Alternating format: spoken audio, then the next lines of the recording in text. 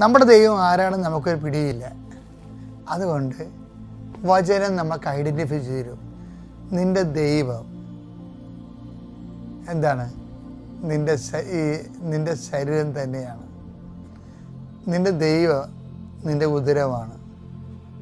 നിൻ്റെ ദൈവം ഇപ്പം നമ്മുടെ ഈ കരചരണങ്ങളുണ്ടല്ല, കരചരണങ്ങളിലൊക്കെ ചില സമയത്ത് ദൈവത്തിൻ്റെ ഭാഗമായിട്ട് ദൈവത്തിൻ്റെ സ്ഥാനം അപകരിക്കും. ചിലർക്ക് നല്ല മസിലുണ്ടാവും, അപ്പോൾ എനിക്ക് നല്ല ആരോഗ്യമുണ്ട്. എന്ന് വെച്ച് കഴിഞ്ഞാൽ അപ്പം ആരോഗ്യമായിരിക്കും അവരുടെ ദൈവം ഇല്ലേ. അവർ കുർബാനയ്ക്ക് പോണ സമയത്ത് പോലും അവർ കുർബാന മുടക്കിയിട്ട് വർക്കൗട്ടിന് പോകും, ജിംനേഷ്യത്തിൽ പോകും രാവിലെ എഴുന്നേറ്റ്. അതാണ് ആരോഗ്യമാണ് അവരുടെ ദൈവം.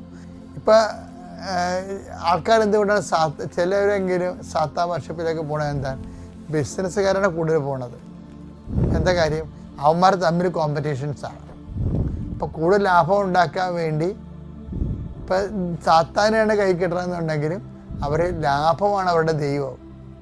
അപ്പം അത് ഈ പുതിയ ആൾക്കാരൊന്നും അല്ല, പണ്ട് പോലെ ഉണ്ട്. അത് ഉദരമാണ് അവരുടെ ദൈവം എന്ന് പറയത്തില്ല.